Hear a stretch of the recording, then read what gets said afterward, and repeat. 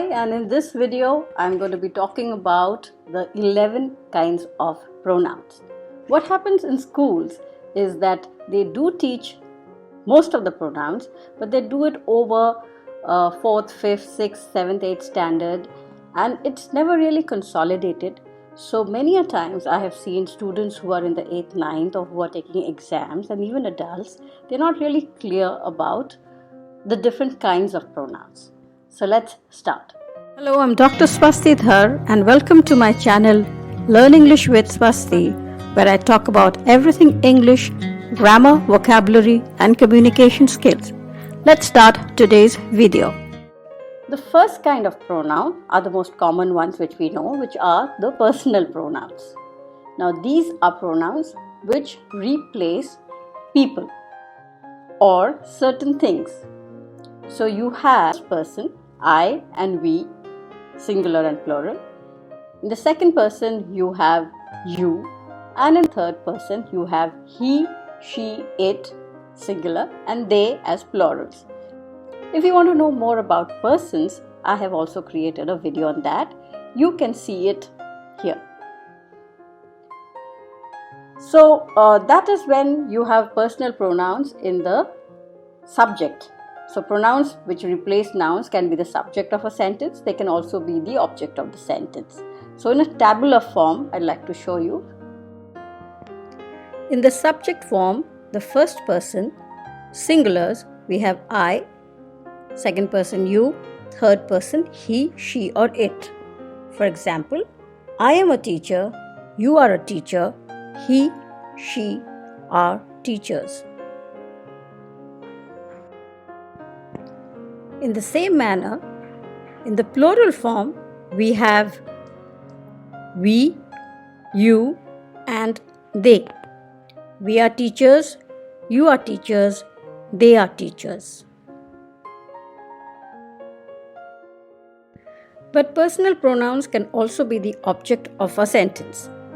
For example, Ram is talking to me, Ram is talking to you, Ram is talking to him or her. So as an object, the personal pronoun for the first person is me, for the second person it is you, and for the third person in the singular it is him, her or it. Continuing with the object pronoun in the plurals, we have us, you and them. Ram is talking to us, Ram is talking to you, and Ram is talking to them. So those are personal pronouns. We move on to the next category, which are possessive pronouns. So this is when there is another noun and it belongs to a person. So this is mine, this is ours, yours, his, hers, its and theirs. So this shows the possessive case, and we have to use the possessive case when we are trying to show possession. These two, the personal pronouns and the possessive pronouns, are the ones which are really taught and grilled in schools, but there are many more which are taught, but really they're not really focused on, and hence these other 9 are the ones I would like to talk about today. So let's talk about the demonstrative pronouns. Demonstrating pronouns are using words like this, that. But the main thing about pronouns is it should not have a noun after this. So if you say this house is mine, it becomes a demonstrative adjective. There's more about mistakes that I have seen been made with pronouns, and I'll be making a video and linking it up soon. But the main problem I've seen is that pronouns and adjectives are confused. A noun after the word, this house is mine, then this becomes an adjective. But if you say, is this yours? Then this is a pronoun. So that is a demonstrative pronoun. We also have interrogative pronouns, which interrogative is the question mark. So whenever we are asking the question, who is it? Where are you? Those are pronouns being used in the interrogative form. because there's no noun after that. So who is it? We're asking who the person is. So those are interrogative pronouns. The next three sets are very closely related. The first one is known as the distributive pronoun. Distributive pronouns is when we use words like each, either. So if I say, there are many books out here for the class, each can take one. So I'm replacing each for every student. So here are a number of books for the students, each can take one. Okay.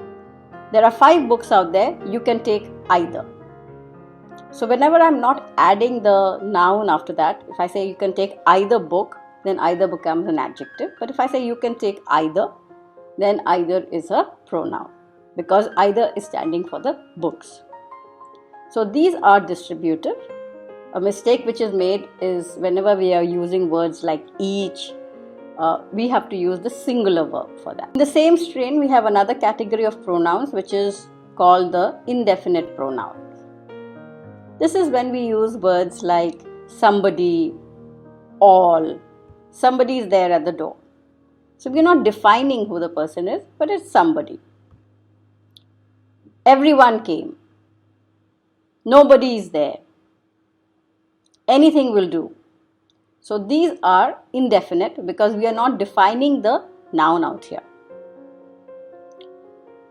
There is also the impersonal pronoun, where the main rule of pronoun, which is that a pronoun needs a noun reference, does not work. So if I say it's cold, I can actually make the statement, that will be a grammatically correct statement, even if I meet somebody for the first time, because it is understood that when I'm saying it stands for the weather. You can say, they say that we should not cheat. So who is this they? It's an impersonal pronoun. You do not need to give a reference as to who do you mean by the word they. I'm taking another 2 categories, reciprocal pronoun and the relative pronoun.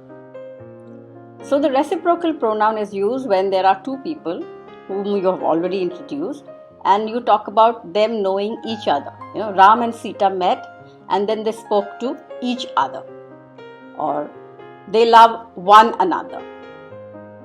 So when you're talking about one another, each other, you are reciprocating. The 2 people have already been mentioned. So this kind of a pronoun is known as a reciprocal pronoun. We also have the relative pronoun. The relative pronoun is words like who, whom, and it introduces the adjectival clause.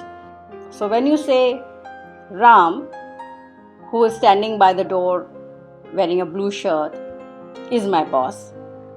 So the main sentence is Ram is my boss, but you want to talk about who Ram is, that man who's standing there wearing the blue shirt, that lady whom I was speaking with.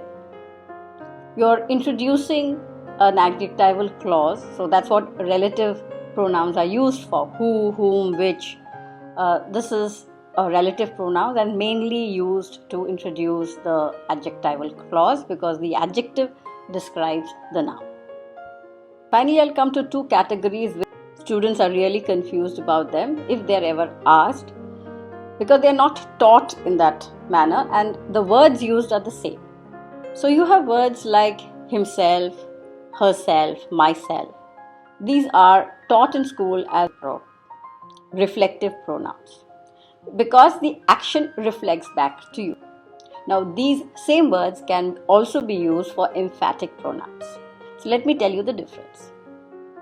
In a reflective pronoun, the action comes back to you. So if I say, I made myself a cup of tea, or he poured himself a cup of coffee. So the action is coming back to the person I'm talking about. I am talking, so it comes back to me. That is a reflexive pronoun. But these same words, suppose I've written an article on Ankur Warikoo and he himself writes to me. So Ankur Warikoo himself wrote to me. I'm emphasizing Ankur Warikoo. Okay. Or as I went to the party, I saw Shah Rukh Khan himself. Now the action is not coming back to him. I saw him, I'm emphasizing, oh, I saw Shah Rukh Khan. So I want to say it twice. I want to be very happy about it. So when I went there, I saw Shah Rukh Khan himself. So when you're using the words myself, himself as emphasis, it is an emphatic pronoun and not a reflexive pronoun. So to recap, we've had 11 pronouns. We've had the personal, the possessive, the demonstrative, the distributive and interrogative, personal and the indefinite, reciprocal and the relative, and the reflexive and the emphatic. In case this video was of any value to you, do like, consider subscribing to my channel. You can also read my blogs on learningwithsd.com and follow me on Instagram on Learn English with Swasti. Thank you for watching this video.